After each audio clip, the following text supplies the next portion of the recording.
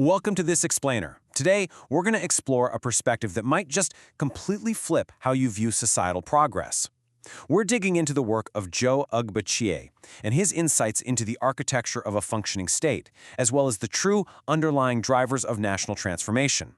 If you've ever looked at a struggling system and thought, man, where did things go off the rails, then you're going to find this analysis absolutely eye-opening.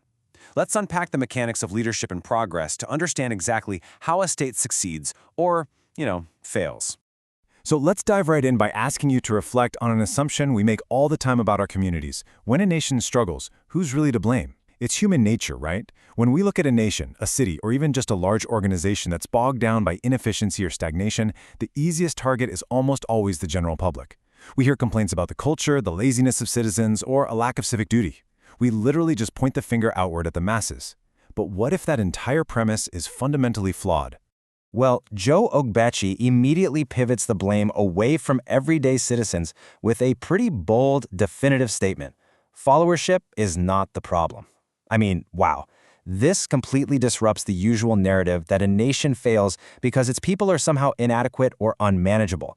Instead, it forces us to look upward. Because if the followers aren't the issue, then the spotlight and the intense scrutiny that comes with it has to be directed at the very top of the hierarchy.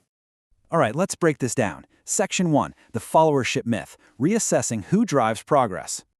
Consider the dynamic between citizens and leaders. Now, the source material absolutely acknowledges citizens as incredibly important participants. They're the engine of the society, providing the energy, the labor, and the daily momentum. But think about it. An engine doesn't steer the car. It simply provides power. On the other side of this, we have capable leaders. While the people matter immensely, it's the capable officials at the top who actually carry the heavy burden of direction. They are the ones explicitly responsible for establishing a clear vision and building public trust. Look, if a car drives off a cliff, you don't blame the engine, you blame the driver holding the steering wheel.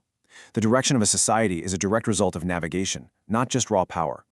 Moving on to Section 2, Architects of the State, the Foundation of National Transformation.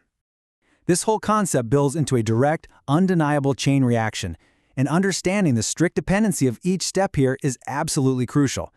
It starts from within the official. Step 1, cultivate excellence. You literally cannot skip this. It's the bedrock. From that internal excellence, a leader can then accomplish Step 2, establish vision. Because the vision is clear and rooted in that initial excellence, we naturally reach Step 3, build public trust. People trust competence and clarity, right? And only when you have that trust can you achieve Step 4, drive national transformation. It's a rigid, sequential formula. If you try to jump straight to sweeping transformation without the foundational excellence and public trust, the entire structure is going to inevitably collapse. Which brings us to Section 3, Vision and Public Trust, creating the environment for growth. As the source explains, vision and public trust aren't just nice-to-have qualities. They're the essential, non-negotiable requirements for societal growth. Without these specific elements securely in place, meaningful growth is, it's simply impossible. Furthermore, trust doesn't just spontaneously generate out of thin air among the public. It has to be actively and clearly established by capable leaders. It's earned through the consistency, competence, and integrity of the folks at the helm. This is exactly what directly connects a leader's daily actions to the grand scale of national progress. When leaders act with real intention and reliability, trust grows, and that trust becomes the required currency to actually execute large-scale change. Let's dig a little deeper into that foundation. Section 4, the inner quality requirement, redefining personal development. So we usually hear the term personal development in the context of, corporate seminars, self-help books, or individual career goals. It's often treated as a luxury or maybe a bonus feature of a highly motivated employee. But Ugbachié introduces a massive paradigm shift here. He reframes this familiar corporate term into an absolute prerequisite for holding power. If you are in a position of authority over a state or an institution, your ongoing personal development isn't optional. It is a mandatory requirement for the survival and prosperity of the people you lead. You aren't just managing administrative tasks, you are managing the future of a whole society, and that requires an exceptional, ever-evolving mindset. He puts it like this: true advancement is impossible if leaders do not first cultivate excellence within themselves to offer to their people. It all comes down to a very simple, undeniable truth. You cannot give what you do not have. Making internal cultivation the very first step of public governance means that a leader's character, their discipline, their intellectual rigor, and their self-awareness are the actual raw materials from which the state is built. If a leader is fundamentally lacking in these areas, well, the resulting policies and institutions are naturally going to inherit those exact same flaws. And finally, let's look at the result. Section 5, the outward success equation, the mere effect of leadership.